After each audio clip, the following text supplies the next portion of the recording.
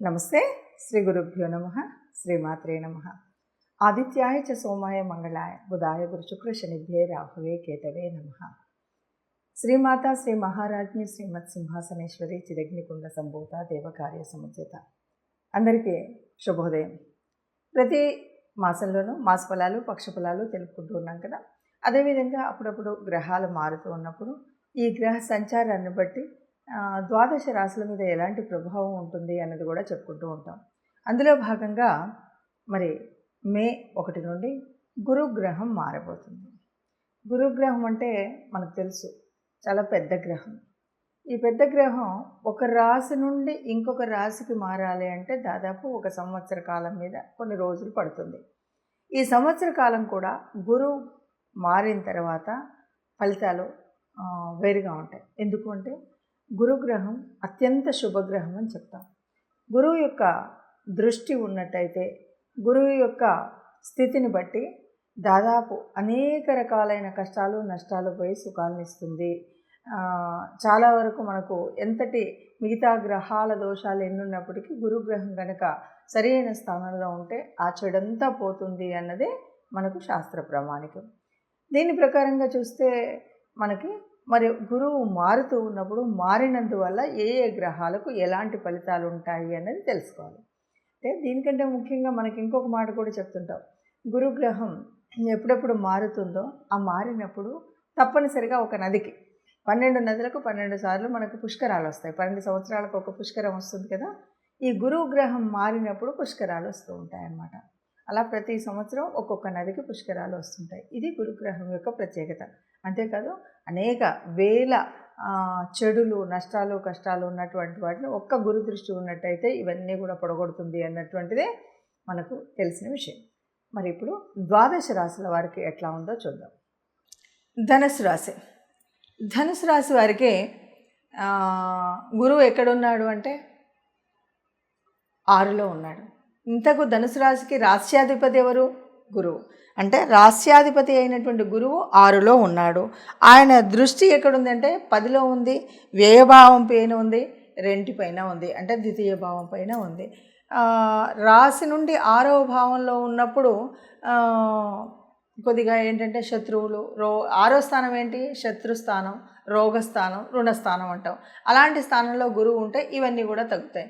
ఇంకొకటి అక్కడ ఉన్న ఆయన 6వ స్థానంలో వేరే ఆయన కాదు, ఈ రాశినాథుడు. కాబట్టి ఇలాంటి ఏదైతే శత్రు రోగ రుణ బాధలు ఉంటాయో ఇవన్నీ కూడా అంతగా వాటి ఎఫెక్ట్ను చూపెట్టవు, వాటి బాధలను చూపెట్టవు. ఇక అంతేనా అంటే 10వ స్థానం మీద గురువు దృష్టి ఉన్నది అంటే ఉద్యోగంలో ఉన్నతి ఉంటుంది. ఉద్యోగం లేని వారికి ఉద్యోగం వస్తుంది. అది కూడా ఉద్యోగ స్థానంలో పై అధికారుల చేత మంచి మెప్పు, సబార్డినేట్స్ తోటి ఒక గుర్తింపు, ఎప్పుడు కూడా ఉద్యోగం చేసేటువంటి స్థానంలో అంటే ఏ రకమైన మార్పు ఉన్నా ఇంకేదున్నా కూడా అన్నీ కూడా మంచి కోసం జరిగేటువంటి విధంగా ఉంటాయి. మంచి ఉద్యోగం పొందేటువంటిది ఉంటుంది. ఉద్యోగ స్థానంలో ఒక మంచి గుర్తింపు పొందేటువంటి స్థితి కనిపిస్తుంది. ఇక వ్యయభావంలో ఉండడం వల్ల కొద్దిగా అంత పాజిటివ్ లేకపోయినప్పటికీ ద్వితీయ స్థానంలో మీద ఉన్న దృష్టి వల్ల చక్కటి ఆర్థిక వ్యవస్థ ఉంటుంది. ఎందుకంటే ధనస్థానం కాబట్టి చక్కగా మనకు రావాల్సిన వసూళ్ళు అవుతాయి, రావాల్సినవి. అలాగే మనం సంపాదిస్తున్న సంపాదన ఒద్దిగ్గా ఉంటుంది. ఆర్థికంగా ఏ రకమైనటువంటి లోటు లేకుండా చక్కగా ఏది చేయాలన్నా ఎట్లా చేయాలన్నా ఆర్థిక వ్యవస్థ చక్కటి వృద్ధితో సమృద్ధిగా ఉంటుంది. ఇక ఆర్థికంగా సమృద్ధిగా ఉండడమే కాకుండా ఇక్కడ మనకి వాక్ స్థానం కూడా కాబట్టి మనం ఏ పని చేయాలన్నా చక్కగా నోరుతో అన్నీ చేసుకొని రాగలం. అంటే మనం మాట్లాడినటువంటి మాట వల్ల మనం గెలుపు పొందడానికి ఏ కార్యాలయం వెళ్ళినా ఎక్కడ వెళ్ళినా సంఘంలో కానీ సమాజంలో కానీ ఇంట్లో కానీ బయట కానీ ఎక్కడైనా సరే మన నోరుతో మన మాట తీరుతో అన్నీ గెలుచుకొని రాగలిగినటువంటి పరిస్థితి అయితే ఉంటుంది. చక్కగా మాట తీరు బాగుంటుంది, ఆర్థికంగా బాగుంటుంది, ఉద్యోగ పరిస్థితి బాగుంటుంది. కొద్దిగా మనకి బాగాలేని పరిస్థితి ఏమిటి అంటే కాస్త ఆరోగ్య విషయంలో కొద్దిగా జాగ్రత్త తీసుకోవాలి. ఆరోగ్యాన్ని కనుక తీసుకోవాలి. అలాగే మనం ఎవరికి పడితే వాళ్ళు అప్పులు ఇచ్చేటప్పుడు ఇష్టం వచ్చినట్టు ఇవ్వడమో లేకపోతే ఎవరి దగ్గర తీసుకున్నప్పుడు కానీ అలాంటివి మాత్రం కొద్దిగా జాగ్రత్తగా తీసుకోవాలి. కొత్తగా శత్రువులను పెంచుకోకుండా ఉండే ప్రయత్నమే చేయాలి. మనకందరికీ తెలిసిందే గురుగ్రహం అంటే పెద్ద గ్రహం. రాశి కాలం ఒక రాశి నుండి ఇంకొక రాశి మారడానికి సంవత్సరం మీద ఇంకా కొన్ని రోజులు పట్టేటువంటి గ్రహం ఏది ఉంది అంటే గురుగ్రహం. అన్నిట్లోకి శుభగ్రహం ఏది అంటే గురుగ్రహం. ఎన్నో పాపాలని హరించగలిగినటువంటి గ్రహం గురుగ్రహం. అయితే ఈ గురుగ్రహం నుండి ఎప్పుడైనా ఏదైనా మనకు అనుకోని ఇంకా వేరే ఏదైనా ఇబ్బందులు ఉన్నప్పుడు మనం ఏం చేయాలి అంటే, గురువు యొక్క అనుగ్రహం పొందడానికి మనం ఏం చేయాలి అంటే, ముఖ్యంగా గురువార వ్రత నియమాన్ని పాటించాలి. గురువారం రోజు మద్య మాంసాలు ఇలాంటివి ఏవైతే ఉన్నాయో వాటిని వదిలివేయాలి. అలాగే గురువారం రోజు వీలైతే కొంచెం పసుపు వర్ణానికి సంబంధించినటువంటి వస్త్రధారణ చేయడం ఇంకొక విషయం.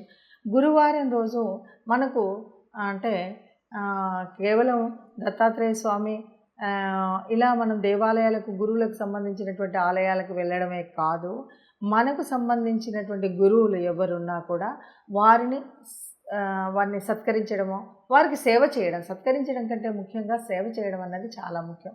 వీటితో పాటు గురు అనుగ్రహం కలగాలన్నా, ఇంకేది కలగాలన్నా కూడా మనకు ఆర్థికంగా కానీ మానసికంగా సంతోషం కలగాలన్నా మనం చేయాల్సినటువంటి ఇంకొక ముఖ్యమైన రెమెడీ ఏంటంటే, తప్పనిసరిగా గోశాలకు వెళ్ళడం, గోవుకి గ్రాసం తినిపించడం. ఇది వీలైతే గురువారం చేయండి, లేదు అంటే మీకు ఇష్టం వచ్చిన రోజు ఏ రోజైనా చేయొచ్చు. ఇలా చేయడమే కాకుండా నవగ్రహాల దగ్గరికి వెళ్ళినప్పుడు గురుగ్రహ స్తోత్రాన్ని చదవడం కూడా మర్చిపోకుండా చేయండి. ఇది సంవత్సర కాలం ఉండేటువంటి మార్పు కాబట్టి ఏదైనా మీకు అనుకున్నటువంటి అనుకూలత లభించకపోతే కనుక ఈ రెమెడీస్ చేసినట్టయితే మీరు శుభంగా ఉంటారని చెప్పచ్చు. మరి గురుగ్రహ మార్పు వల్ల ఒక్కొక్క రాశికి ఎలా ఉంది అంటే, దాదాపుగా అందరికీ బాగానే ఉంటుంది. అక్కడక్కడ చిన్న చిన్న పరిణామాల వల్ల కొద్దిగా అటు ఇటు ఉన్నా దాన్ని ఎలా చేసుకోవాలి, ఏం చేయాలి అన్నది ఒకటి తెలుసుకోవాలి. రెండవది, ఇది మనం చెప్తున్నటువంటి ఈ స్థితి కేవలం గురు గ్రహం ఉండడం వల్ల ఉండేటువంటి ఉపయోగాలు మాత్రమే, ఉండేటువంటి ప్రభావాలు మాత్రమే. అంతే తప్ప మిగతా గ్రహాలన్నింటినీ తీసేసి ఇదే మొత్తం ఫలితం అని చెప్పట్లేదు. మిగతాది జాతక ఫలంలో మనకు గోచార రీత్యా కానీ మామూలుగా ఉండేటువంటి ఫలితంతో పాటు ప్రత్యేకించి గురువు మారి ఉండడం వల్ల జరిగేటువంటి పరిణామాలు ఏంటి, పరిస్థితులు ఏంటి అన్న విషయం మాత్రమే చెప్తున్నాం. అది దృష్టిలో పెట్టుకోవాలి. ఇక ఎవరికైనా ఏదైనా అంటే కొంచెం చెడు ఉన్నప్పుడు కూడా అది చెడు అని అనుకోకండి. ఎందుకంటే కొన్నిసార్లు గురువు వల్ల వచ్చేటువంటి చాలా మంచి యోగాలు కూడా ఉన్నప్పుడు, లేదు జన్మజాతకంలో చాలా మంచి యోగాలు జరుగుతూ ఉన్నప్పుడు ఇది కూడా, ఈ చెడు కూడా కనిపించకపోవచ్చు. ఇది ఒకటి దృష్టిలో పెట్టుకోండి. ఇక ఎక్కడైనా ఎవరికైనా సరిగ్గా లేదు అంటే ఏం చేయాలి అంటే, ముఖ్యంగా గురువార వ్రతం. గురువు అంటే గురుతుల్యులైనటువంటి గురువులు అయినటువంటి దత్తాత్రేయులకు దత్తాత్రేయ స్వామి ఆలయానికి వెళ్ళడం, రాఘవేంద్ర స్వామి ఆలయానికి వెళ్ళడం, అక్కడ పూజలు చేయించడం. ఆ రోజు ప్రత్యేకించి మనం పసుపు రంగుకు సంబంధించినటువంటి వస్త్రాలను మనం ధరించడం. ఇంతేకాదు శనగపప్పుతో చేసినటువంటిది కానీ, శనగపప్పు కానీ ఎవరికైనా దానం చేయడం. ఇవన్నీ మనం ఎందుకు చేయాలి అంటే, దీనివల్ల మనకి గురువు యొక్క ప్రభావం ఏదైతే ఉందో అది మంచి ఫలితాన్ని ఇస్తుంది. అంతేకాకుండా ఎవరైనా సాధు సంతులు, గురుతుల్యులు, గురువులు,